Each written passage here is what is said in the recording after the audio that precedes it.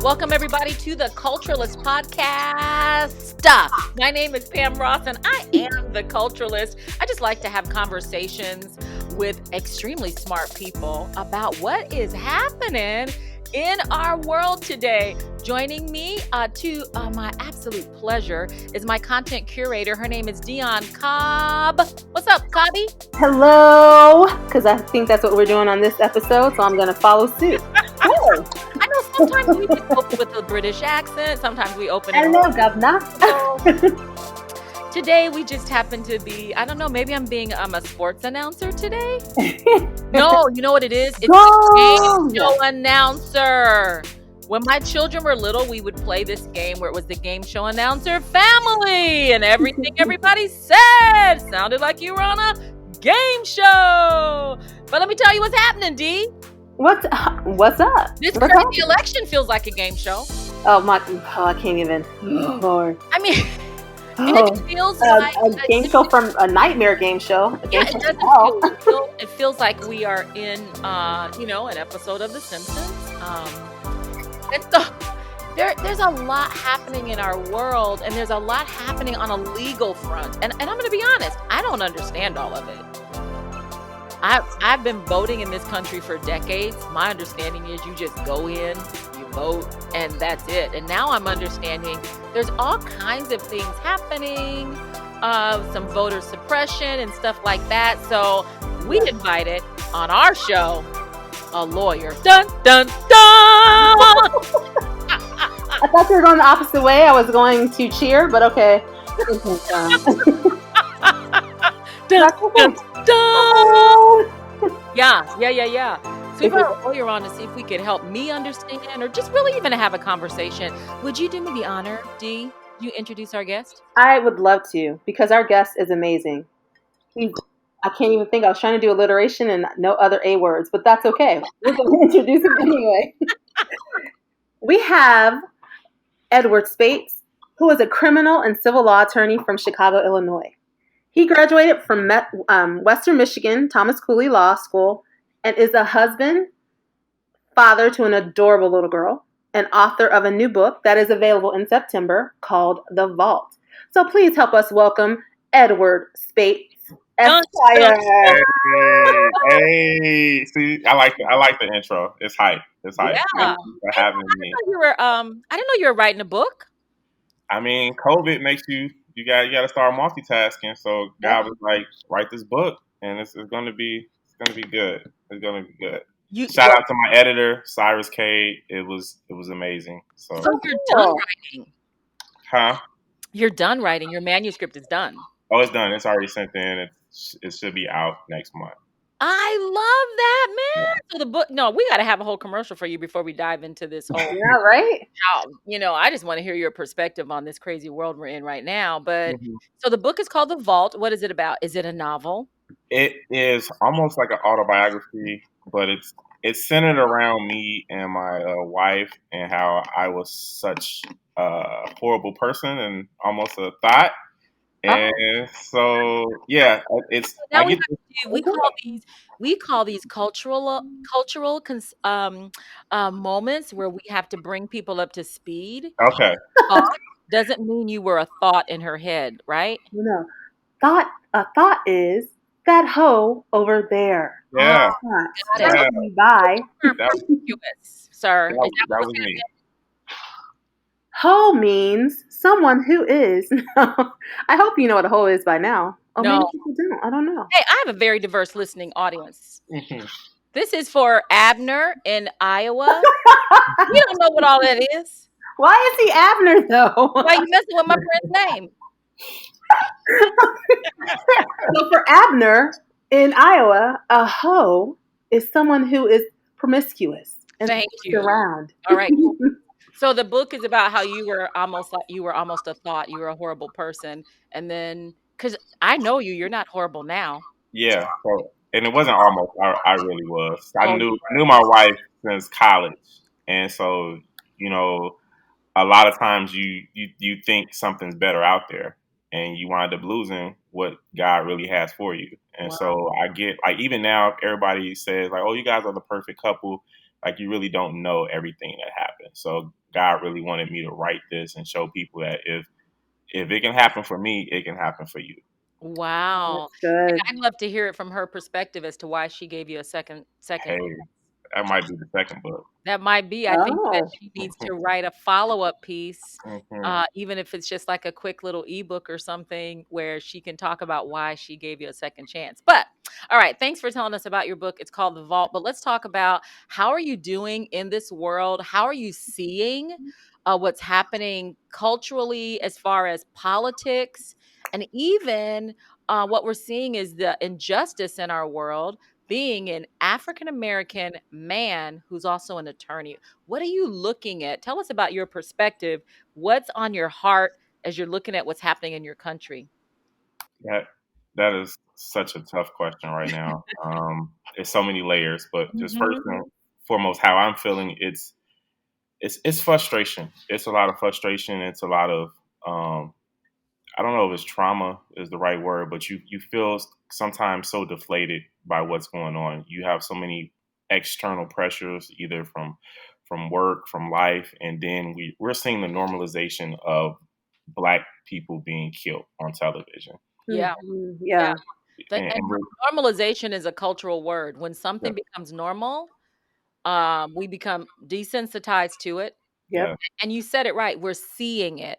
Not that it's happening, it's always happened, but now we're seeing it. And that my fear is that it will become something normal. it's normal. It's to the point where if it doesn't shock you, it's just like, okay, another person got shot, and Yeah. Yeah. I don't remember everybody's name. I Yeah. don't remember everybody's name, Yeah, and the list is getting long. it's sad. So on that level, I've been in many conversations with African American men, and we're just tired and frustrated. Mhm, mhm. It's not even just 2020, which was it's been a crazy year, but it's just not only when will it stop, but what are we willing to do to make it stop? Yeah, That's good. that What is are you good. willing to do? Yeah. Mhm. Yeah, What are and you willing to do to make it stop? So, tell me, as an attorney, we've been hearing a lot of things about laws that need to be changed or how and you're a criminal attorney, right? yeah, yes, So, like laws that need to be changed, how the disparities between the likelihood of incarceration when it comes to people in the Black community and other communities. What is your take on? Is this something that you were even taught in law school? Or, I mean, is this something you had to learn through observation inherently in your community? As an attorney, what are some of your experiences when it comes to the law, because this is really what's making this 2020 traumatic for us, yeah. is Um, that these things are happening by people who are sworn to protect and serve us. and it's tough. And we see social media now, and it's like everybody's a lawyer, and so Oh, you have to separate emotion from what the law is, and Wow. it's tough. Like I will, like take Breonna Taylor for example. Mhm. The police came in middle of the night. You know what the situation was, and they killed her while she was sleeping. They had a warrant, and they had a no knock warrant, and in that state, they don't have to knock.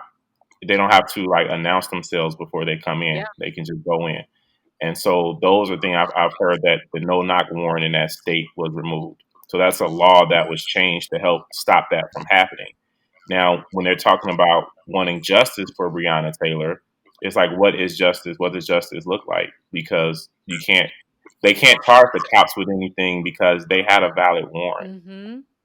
You know, so I've that actually that's been even feeling that, even looking into the case, and my heart goes out because emotionally and as a mom, I would want someone to pay, you know?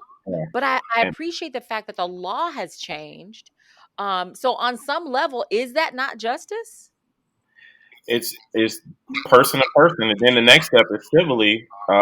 Most states have qualified immunity for police officers where you can't sue them.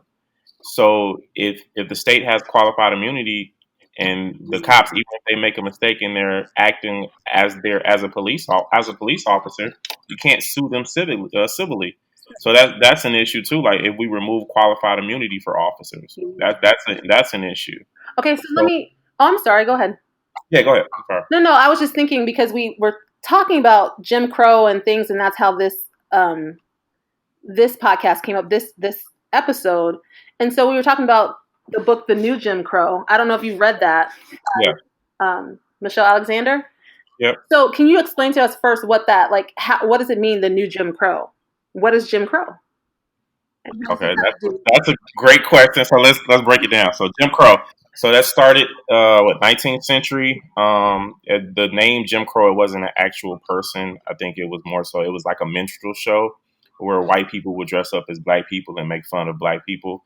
And so I think the name Jim Crow really got big over that. And so it became a way for racial segregation laws to be in effect in the South. So you have whites at a certain restaurant, whites at a certain water fountain. So it was legal racial segregation in the South. And so that lasted from like the 19th century all the way to 1965 or something when the voter rights occurred. So you had that going on in the South. So that was the Jim Crow laws that were going on. Mm-hmm. You had the separate but equal. So you had that going on. And then, so now after the Civil Rights Act of 1965, they got rid of separate but equal. They got rid of the Jim Crow laws. You have this thing for mass incarceration. And that's when it starts talking about the new Jim Crow. Like the new slavery in our country is the prison system. Yeah, I agree totally. I do agree totally. Because I think all of us, I know, I have family members that have been in prison. I know people from high school. I know people from, well, no, not college because I went to a PWI, predominantly white institution. Me too. But I mean, I think we all know someone, especially a male, who's been in prison. Mm-hmm. And I can't say, I don't think my white friends and family, or like my white friends can say the same. I don't know if they can say the same. Let's take Cook County, that's Chicago, and like some surrounding suburbs, for example. So in Cook County, 72% of the inmates are African American. 72%? 72%. That was of 2018. And then I believe 15 to 16% are Latino. So that's over almost 90% of the population is minority in the prison system. That is insane. And like for what? Like what types of I mean, you have different crimes. You have gun cases. You have violent cases. So it's majority violent crimes or gun offenses or things like that. But my issue that happens when you're in the prison system is corporations are making money off of the prison system. They're having my clients, they have jobs. They're doing different things, but they're not getting their worth for what they're doing in prison. Right. Isn't it like a penny for stuff that they do? Like they get paid a penny an hour or something. It's ridiculous. It's ridiculous. And so, but people are making money off of private prisons. Yeah. And so if you're getting all this free labor, what is that? That's another form of slavery. Free labor is another form of slavery, especially when it's free labor from prisoners. Yes. And when they come out and have served their time, this is what angers me. They've done their time, been in prison, horrible place. Then you don't allow them to vote. So it all ties in together. So certain states, you have different states. I believe Illinois allows you to vote once you get out. Oh, good. Okay. But you have different states where you're not allowed to vote. You have different states so it's going to always, if you have a felony, it's going to always affect your ability to, get certain housing, have certain jobs, get certain education. And you won't be able to protect yourself by having a weapon. You won't be able to get a license for a gun because of that. Rights that now you don't have. Is it for a limited amount of time or is it for the rest of your life? Some cases it's for the rest of your life. Some cases it's just for a certain amount of time. So that's the issue. You're still in the prison system when you leave the prison system because you're facing the consequences of it. Which is why it relates to Jim Crow. Yeah. And that's an issue for me. I feel like if you are not allowing people to take care of themselves once they get inside of the system for a mistake, and people make mistakes, unfortunately, but you're going to get repeat offenders if they're not allowed to change their life or get certain things that they need to survive. Right. Yeah. It's hard. I watched this show, and it's hard for people to get. And this was women, and this was a white woman, and she ended up back in because she just didn't really know any other life. It was hard to get jobs. It was hard to support herself, Yeah. and she ended up doing the same thing. What kind of Um, changes can be done even in our society and our culture, and to make it give people real freedom once they are free, or even increase their measures of freedom as time progresses? What would you like to see? If you had the ability to make some types of changes in our legal system, what would you like to see? what I would do, I honestly would make education free. I really would. I think that in order to have like upward mobility in society and change your status, you really need education to open up a lot of doors. If it was like colleges more so for prisoners, if you're in prison, you have the opportunity to better yourself and either get a trade or education so that when you come out, you have something that you can hang your hat on. You didn't spend 5 to 10 years in jail and didn't get any real life skills that's going to help you once you get out and stop you from going back. Right. That honestly would help out a lot. Legally, I would get rid of like mandatory minimums, which is really an issue for me. When if you get caught for certain type of crimes, it's nothing that the judge or the state can do because you have to go to jail for a certain amount of time, and that aggravates me a Where lot. did those come from? Do you know? The mandatory minimums. I mean, it started a lot with the three strike laws that were going on in California. You had, and this is the thing, it happened with the Democratic Party a lot going on. They were really trying to get strong on a lot of the crimes that were going on, especially during the drug Yeah. era when there was a war on drugs. So, in order to try to stop and combat that, especially during the Clinton Yeah. administration, they tried to come in with like harsh mandatory minimums to stop drugs in the community. But what that did, it just removed people from the community, but it didn't stop the And I'm drugs. gonna tell you something else. It really wasn't even about those mandatory minimums. They really were not even about making our neighborhoods safer or getting people off the streets. What it was about is getting them reelected, because they were Yeah. trying to combat a whole media campaign that the other party was facilitating about how the Democrats were soft on crime. So they had this whole mandatory minimum that they were propagating. But let me tell you who really pushed it: the lobbyists for the Yep. privatization of prisons. If I own a prison, Yeah. mandatory minimums Yes. work for me, baby. I mean, I would lock Yeah. people up for stealing an orange from the grocery store. And they Because did. now, yeah, if I own a prison and I can get a law passed that says if you steal one orange from the grocery store, you're going to jail for 3 years. Yep. Now I got 3 years of free Free labor. Oh, labor. yes, I do. And like you said, most it's probably more than three because they'll probably end up going back in. Well, yeah, because Yeah. now you're Yeah. crippled when you You're come in the out. system. Yeah, now So because now you're crippled when you come out. So yeah, what can people in our community do um to address these types of disparities? Ed, like, I mean, I know that they exist, but are we just at a brick wall here?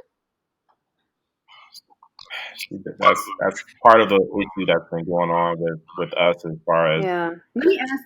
protesting and rioting. Like you have a bunch of people who are frustrated and tired and don't have Yeah. answers and really just want somebody to hear them, but they don't know what they want Well, to let talk me ask about. this: are we at all complicit in its perpetuation? Are we, as the Black community, as African Americans, is there any way that we can be complicit? Or we? We are, we are, and it's not just voting for the president. Like most people don't know their local judges, and these are the people that are going to sentence people when they go to jail. These are the people that will, help them get out early, give them bonds. So people don't know their local judges. They don't know what's going on with their local aldermen, what's going on with their local communities. That makes you complicit. You can't complain. You can't argue about your neighborhood if you're not doing anything to Wow. change it. You're and on a personal level, if we're talking about crime and what's going on in our areas, we allow a lot of it to happen because we're too afraid of our neighbors. We no longer have communities. We just have people that we stay next Oh Yeah. to. man, that is so good. Wow, that's so true. So and so It- by voting, is that how we refuse to participate in it? how do we refuse to participate in the new Jim Crow? We as Black people. We refuse to participate in it. I think voting is part of it, but I think that you personally have to, use what you use what God gave you. I think that we so easily say, "Oh, we voted. Now we have nothing else that we can do." Like we are so passive with that, where we're not using our voices, our individual. Like this platform, you have different platforms that you can speak, different platforms that you can give information to people, even at your job. I think that we have to have individual accountability about what's going on, what we want to change, and how we can change it. And I don't have all the answers. Really wish I did. It's been a very frustrating time just watching and seeing what's going on. But I do Mm-hmm. know that if more people took personal responsibility, we wouldn't have this problem of blaming other people. So, Ed, you mentioned That's this good. thing with these judges, and I am so interested in this because I have some teammates that have worked in the in my I live in Lake County, and so I have teammates that Hmm. have worked in these systems. How are the records, the sentencing records for some of these judges available to folks like us? The sentencing records, I don't know. I will have to check, especially in different counties. You do have information online on Mm-hmm. judges, like you can see, like what's been said about them. You have different bar associations that the judges they give rankings as well as like reviews about what they think about this judge, what's been said about them. Really? Uh, right? So like different bar associations, especially you see this information when it comes up around election Mm-hmm. time. That's when you get all the information that you need on these judges because it's readily available. But most people don't look at it and they'll just check a box on Yeah. election day without knowing this person's Yeah. record. Now I'm gonna ask you I'm gonna ask you, and I think this is an ethics question. Maybe not, but um can someone be tough on crime but pro but be full of mercy at the same time? Yes, I mean I believe so. It's what's a person's definition of tough. So if a person is committed a murder, um, the person is guilty of murder. Um, you you you don't allow them. Let's say you're merciful of them, that you're not giving them the death penalty. We don't have a death penalty in this state. And it's however you fall on that idea of what a death, if a person deserves the death penalty, this person still is he's still alive, he's still in jail, and what type of member is this person going to be um, contributing to Yeah. society? So that could be merciful, like, okay, I'm still allowing this person to live. They're still able to do things while they're in jail and better themselves, even though while they're in jail. So that can be a example of Mhm. mercy, but you can do both. Cool. I'm That's asking good. because, one of my favorite books that when did I read? I think I read it in January. Just Mercy, you know. I saw Oh, the movie. you Yeah, saw me the too. movie. It's so I good. love the book. I think it's Brian Stevenson, and the idea of he tells so many stories about people who've committed crimes. Some of them was an absolute mistake, some unjustly accused, but a lot of these people come from backgrounds of horrible abuse or mental illness, Mhm. and so Yeah. there's guilty, but then there's guilty with a story, Yeah. and so that's why I was so curious when you were saying about these judges. It's more than just who's president, because I think that's the most visible office in our country, in the United States. Mhm. But who are the judges that are deciding if this person's going to maximum security or if they're going to a juvenile Yeah. detention center? And none of them are correction facilities because nothing's corrected. Like And no not just they're judges. not getting therapy, they're not getting, and yeah, even these, you're Like I right, said, the not just aldermen, judges, there's a lot of Yeah. people involved. all of those people. Yeah. Mhm. Even I'm reading The Color of Law. Well, I read the first page of The Color of Law. Our I bought producer is it. here with me, and she's saying, "It's so good, it's so good." I was so Mhm. excited, and I'm really excited to read it. But it takes time. And when I think about, because I heard the author speak, and how segregation in the suburbs started, all of that is affecting that's part of the quote unquote new Jim Crow, I believe, Yeah. that you put everybody in one section and you block them off from opportunity. And Yes. all of those things have to do with like the aldermen and the judges and the sheriffs. All of that is intertwined. So being responsible adults, we have to look at all of that, not just what affects us only. Yeah. Looking And down not the just who's in line. the White House, but Mhm. who's in the house next door to you. Like Exactly. who's in that house. Let's let's look at Chicago. I remember when the projects were up and they tore down the projects. And remember, these were like horrible communities. Right. Nobody want to go near. They tore down the projects. Now a lot of these places have buildings and properties that Oh are yeah. going Oh for half a yeah. million dollars. Oh yes. And you see what's going on Yep. in Inglewood. You see what's going on in South Shore. You see what's going on in West Chatham. And you hear the news where it's like, these places are horrible, and then you see people coming in trying Well, to I buy live in these Gary, places. Indiana, and I don't know if you know about Gary, the Yeah, stereotype, I and we know that's not true because I live there, but it's the same thing. We're seeing the exact same thing happening. Oh, it's terrible, but all of a sudden people are here buying up properties. Like, if it's so terrible, yeah. why are you buying up property here? Yeah. So it's Think about that. Think about that. So these are yep. historically black communities. It's been publicized all across the world about how bad Chicago is, the murder rate, the crime rate, and everything. But you see a lot of Mhm. development being allocated to these areas. You see property value going up, and people are so quick. Our people are so quick to say, "All right, I just want to leave and go out to the suburbs." What's going to happen when Chicago is totally different and a house that you sold, the community is totally different? How are you going to feel? And that's because that's on us. Like, we're not demanding that the change in our communities. We're not putting the money in our communities. We're not, you know, what's the difference between the South Side and the North Side? Just looking at the housing, it's more space on the Yeah. South Side. It's more opportunity. It's just the North Side has more money, more opportunities, more jobs. Yeah, So and it's intertwined. I think. So, what would you want your daughter to be able to say that you did to help this change? What would you want your legacy to be to your daughter?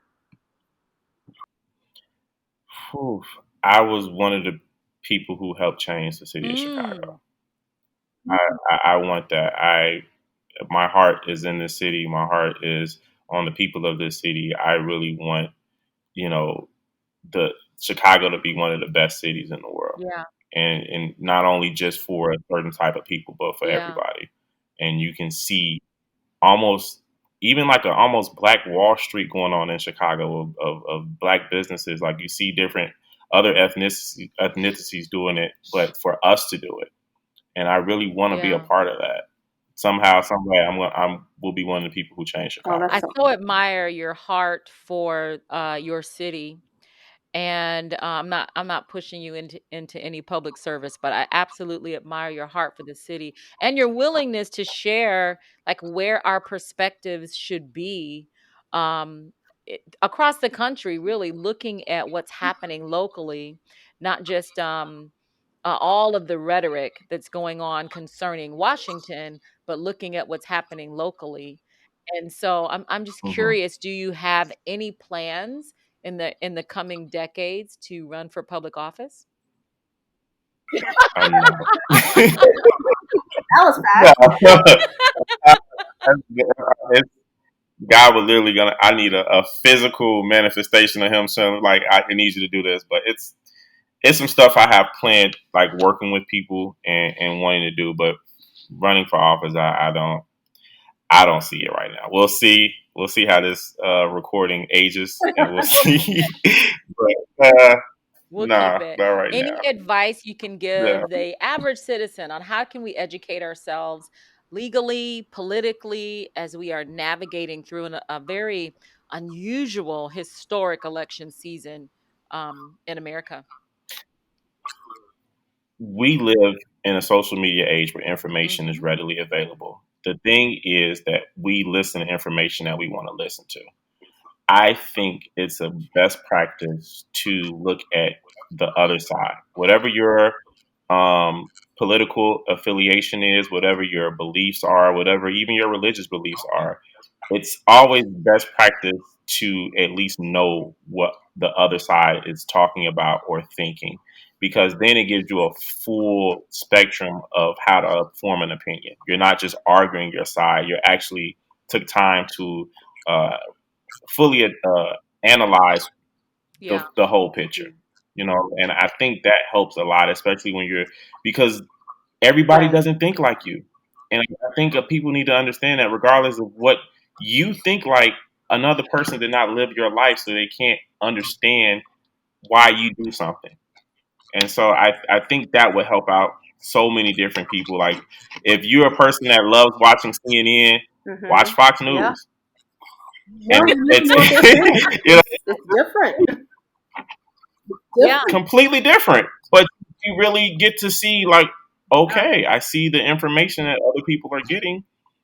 I may not agree with it, but I at least understand what they're talking about, and you can have a full opinion about something. So just be more cognizant of the information that you receive, and make sure that it's not just So information don't that you just want to hear. get all of your information from one source or from one perspective. And Yeah, I'm gonna tell you, Yeah. it's really, you used one of our favorite words here on this show, and that is understanding. Because you've mm, had a real conversation when you've gained some understanding of how the other person sees their world. Yeah. And it's not yeah, always even about it's really never about agreement. It's about understanding. So yeah, I mean, I've lost friends over political differences. And people are so polarized, you know? Mm-hmm. So, and even over the racial tensions that are happening in our country here in America, I've had strong tensions with friends who are saying they don't see it, and I'm saying I see a lot of laws being broken, and they're not seeing it. So the idea of listening, watching, listening, and being able to understand how somebody else sees the world. Smart stuff. Smart stuff. But Do what you, I love that's the important. most is that everything you talked about has to do with education. Educate yourself about the other goodness, views. you're a Educate smart yourself guy. about. It I does. love it. That's I good. appreciate that as an educator. Thank you. Thank you. Oh, she is. She That's is good. educated.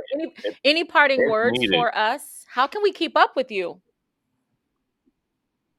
Well, I am on social media. I just drew a blank.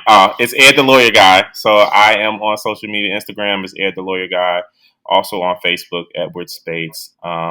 Any parting words? I just would say thank you guys for having me. I think not only discussion is important but because we Yeah. need to have action. We've been discussing and keeping the topic going on long before I was born, and it's going to be talking long after I'm gone. But what actions are people willing to take? What actions are people willing to do? What are you willing to give up to get the change Yeah. that What are you you really willing to want to give see? up? Sounds like you're calling for a sacrifice. It's everything a sacrifice. It's a sacrifice if you really want to make the difference that you want to make. Yeah. It's definitely a sacrifice because Yeah. everybody's not Yeah. willing Very to do true, That's it. so sir. true. And don't forget your book. Plug it. Plug Oh it. yeah, And we my got to book, keep up with this book. all, That's why I asked it where we will can be out find you, in because I September. need to read it. It will be out in September. As soon as I get the go ahead, I will post the information. And it's actually not. It's going to be a quick read. I think it's probably about 50 something pages because I know people have a short attention span. So I just wanted to wham bam. Thank you, Got it. ma'am. You Here you are go. Love hot. it. So, that goes along with that.